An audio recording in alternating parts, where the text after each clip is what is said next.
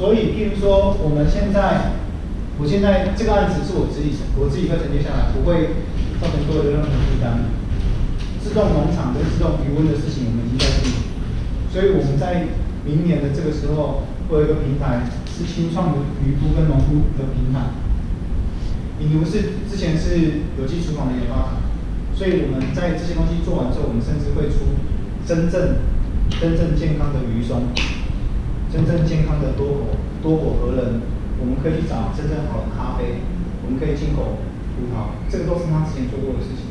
所以在这个平台，如果可以衍生出很多，其实单单是这个平台本身可以产生的价值就很夸张。你是一个虚拟的类似轻松平台，或者是中心平台，或者是那个中心超市，或者是那个什么全联，而这个平台将来要 support 是餐厅里面的 POS 系统可以做的供应商。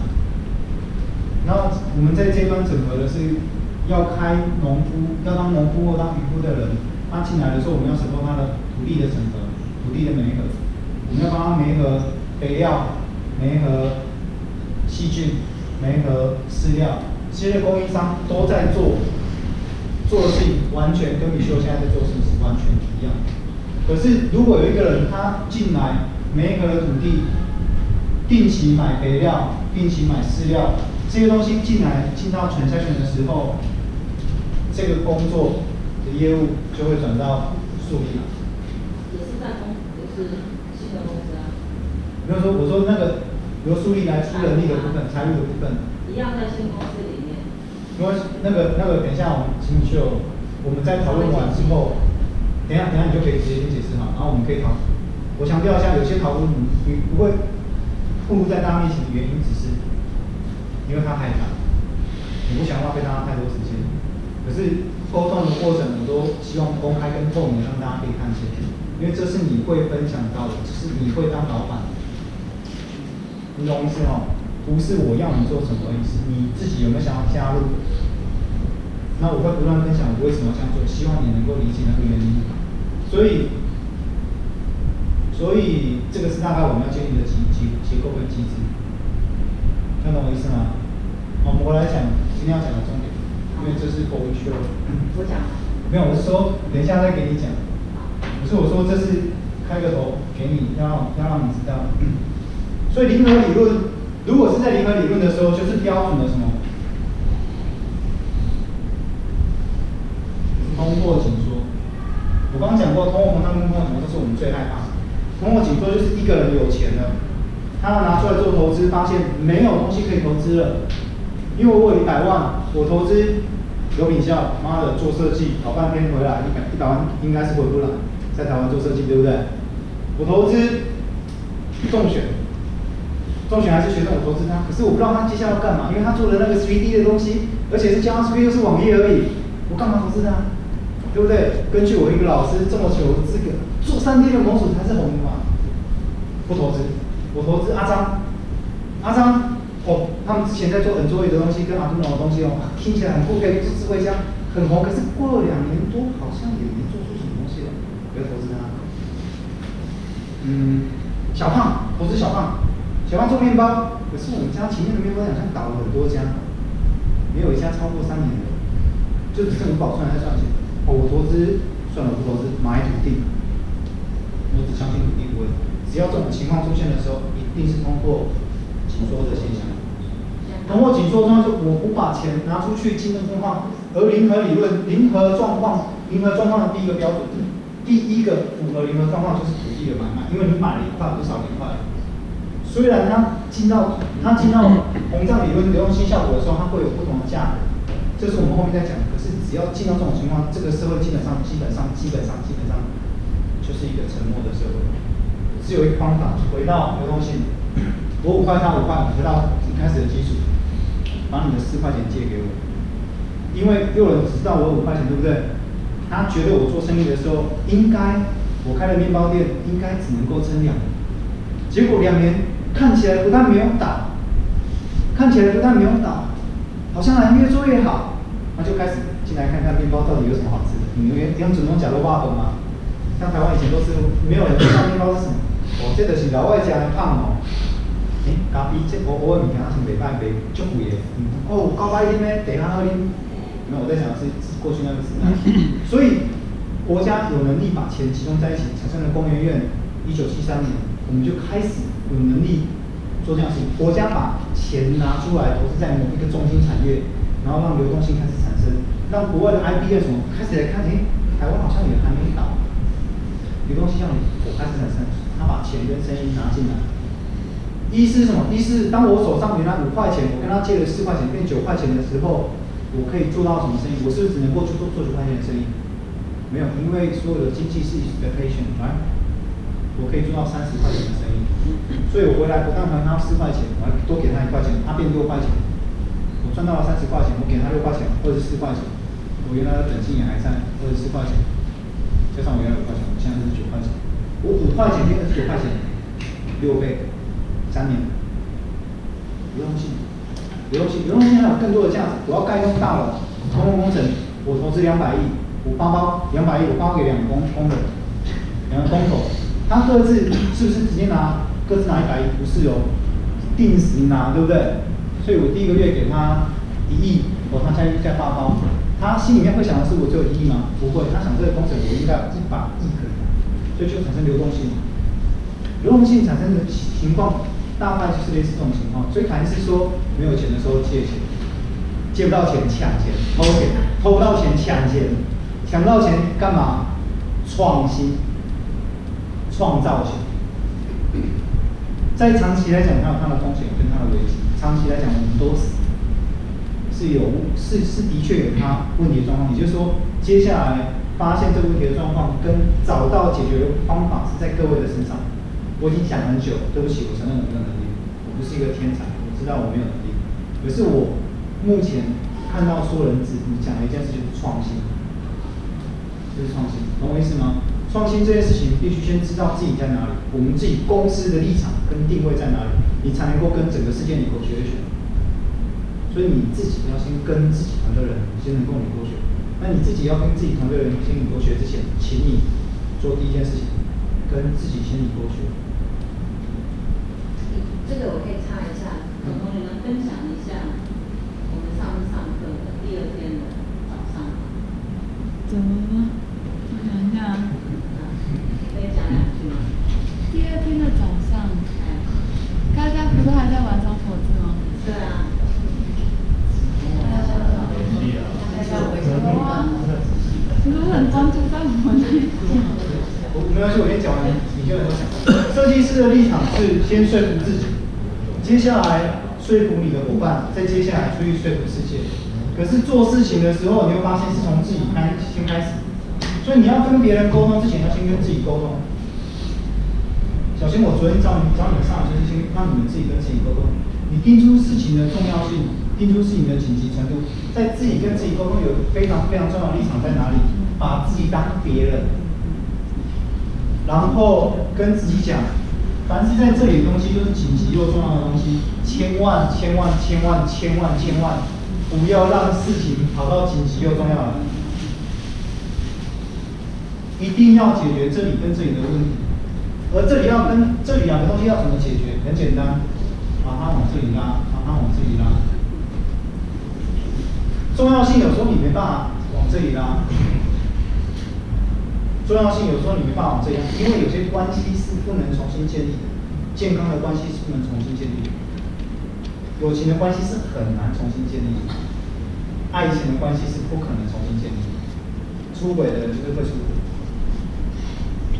破掉的玻璃很难再连接，可是事业可以重新建立，案子可以重新建立，自我认知也很难重新建立。你要认清楚哪些东西是不可以破的，哪些东西是可以破的。健康是不可以破的，懂我意思吗？你跟你一个亲人的关系，不管他是你的弟弟、妹妹、哥哥、姐姐，他如果在那个破碎的关系里面，而你不知道，他不知道。你知道他不知道，这种情况就会完蛋。你不可能挽回那个关系，你只能够做一件事情，就是做好你自己，等待，等待。你做好你自己，等待，等他愿意跟你 communicate 的时候，在那边 ready for him， 在那边 ready for him， 其他你不可能改变。因为他自己都没办法跟自己沟通的时候，你不可能期待他出来跟他的伙伴就是你沟通。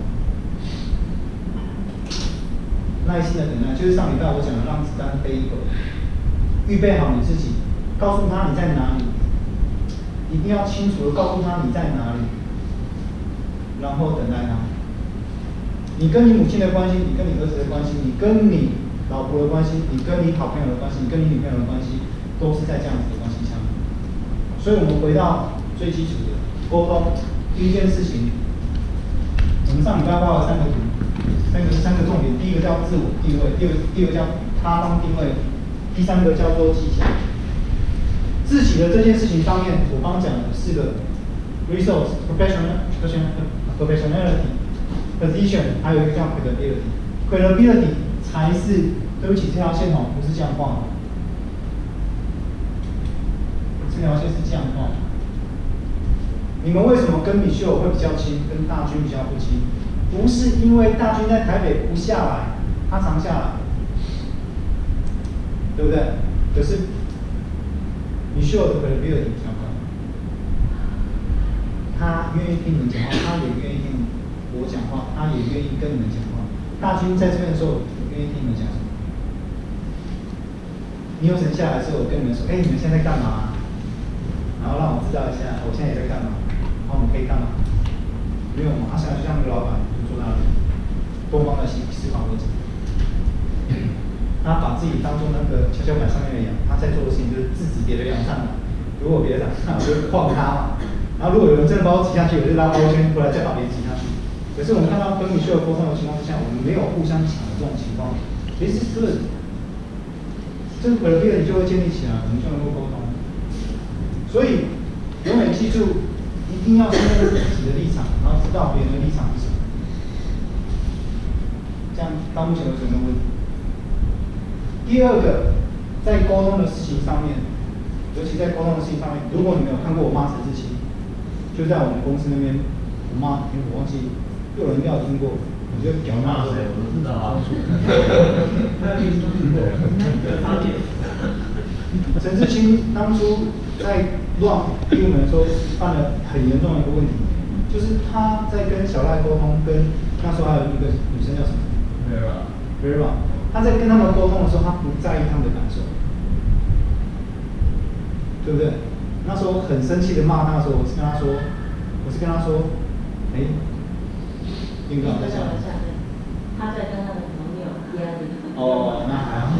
他在对电脑讲话，放对风。因为他在对另外一头的人讲话，不知道哪个国家的人，他搞不清楚。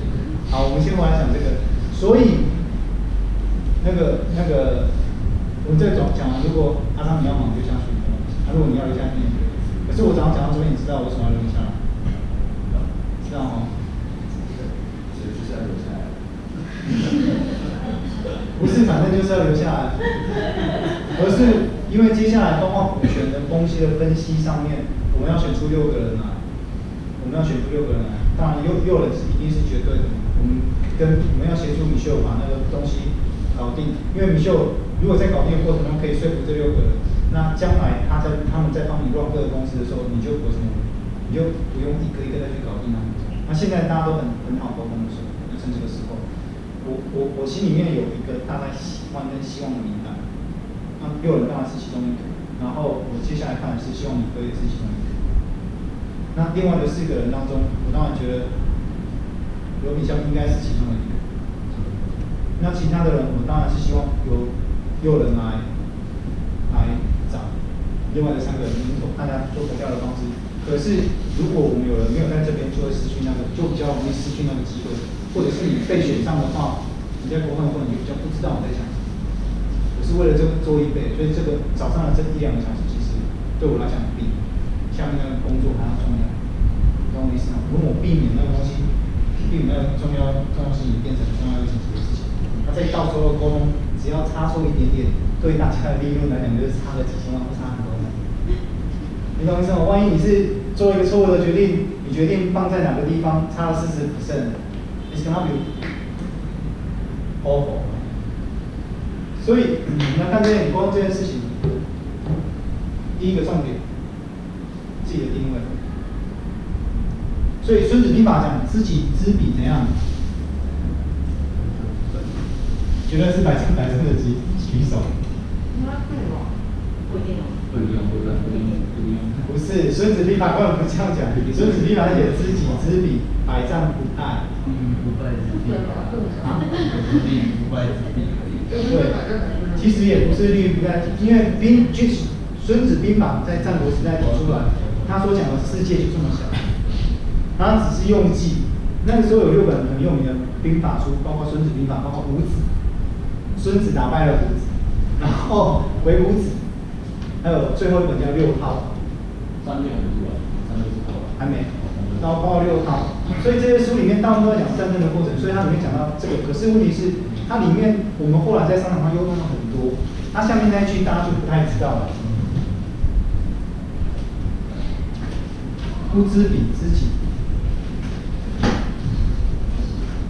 一战一败。一战的意思，其实在那时候是一胜的，意思是如果你不管别人怎样。三国志一定就有这种，你们去玩三国志的时候注意这种，他们在玩游戏的时候就很像刘品香那一组，他们在玩的时候他其实不太知道别人怎样，他就是专心做好自己该做的事情。当政府给你足够的资源或公正的制度，你就可以翻身的那个制度的时候，农夫可以有机会变成农主的时候，那这样子的情况之下，你会一战一败，就是你会很辛苦的意思。你不是每一次都会赢，你会一次赢一次输，一次赢一次输。输的那一次会多付了一些风险，只要不致命，3炮你会survive。然后不知彼不知己嘞，这我就不用讲了嘛。这3个顺序最重要的是什么？先知己。你连自己都不知道定位，你不可能知道别人定位。也就是说，你连自己都不知道的时候，你是不可能知道你negotiation communication 的状态里面。所以艺术家。值得表现自己的艺术家，他有没有办法进到一个好的 communication？No way， 他只能够引起别人共鸣跟同理心，然后别人愿意追随你的时候，就追随你。这种人是包括权力使用者 ，powerful person， 譬如说现在的美国，譬如说秦始皇，譬如说贾博士，譬如说。